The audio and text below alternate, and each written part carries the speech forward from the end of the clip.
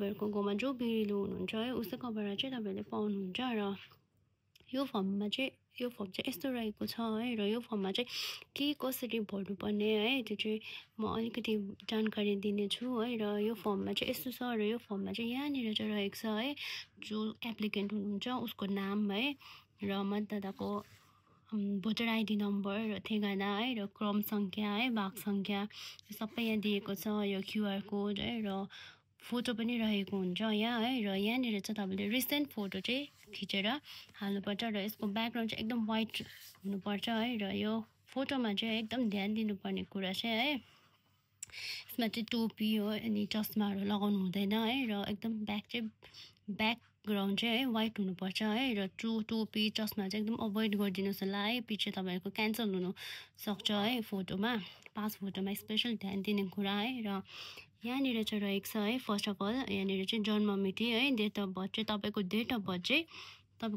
चाहिँ है यहाँनिर लेख्नुपर्ने रहेको छ है। तपाईँको जन्म तारिक एकदम ध्यानपूर्वक भर्नु होला है यो फर्म रिलेटेड। र त्यसपछि रहेको छ यहाँनिर आधार नम्बर है। र आधार नम्बर पनि तपाईँले यहीँ लेख्न सक्नुहुन्छ है। आफ्टर द्याट मोबाइल नम्बर है मोबाइल नम्बर चाहिँ रिसेन्ट मोबाइल नम्बर चाहिँ तपाईँले यहाँ लेख्नुपर्ने रहेको हुन्छ है जो तपाईँले चलाउनु हुँदैछ है। र आफ्टर द्याट यहाँनिर चाहिँ तपाईँको फादर्स नेम है पिताको नाम है यहाँनिर पिताको नाम भन्नुपर्ने रहेको छ तपाईँले। र पिताको अभिभावकको मतदाताको फोटो परिचय नम्बर पनि तपाईँले यहाँ हाल्नुपर्नेछ यदि उपलब्ध छ भने है। यहाँनिर यदि तपाईँकोमा अभाइलेबल छ भने भन्नुहोस् है। र त्यसपछि यहाँ रहेको छ है माताको नाम पनि तपाईँले यहाँ सिधा भर्नुपर्नेछ। र माताको पनि है भोटर आइडीको परिचय नम्बर यदि उपलब्ध छ भने है इफ अभाइलेबल छ भने यहाँनिर तपाईँले लेख्नुपर्ने रहेको छ।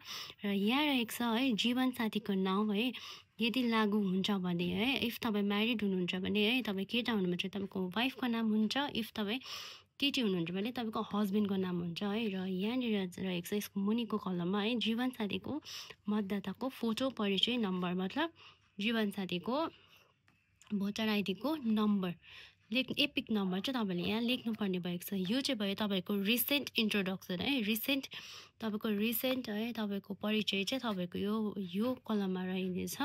र यो मुनिको कलम जुन चाहिँ छ है यसमा चाहिँ अलिक कन्फ्युजन हुनुभएको छ। यहाँनिर एउटा कलम रहेको छ यहाँ अर्को कलम रहेको छ है। र यो कलममा चाहिँ कसले भर्नुपर्छ भन्दाखेरि जसले चाहिँ है 2002मा भोट हाल्नुभएको छ है उसले चाहिँ यो कलम भर्नुपर्ने रहेको छ। र जसले चाहिँ 2002मा भोट हाल्नुभएको छैन है त्यसले चाहिँ यो कलम भर्नुपर्ने रहेको छ है। र 2002मा इफ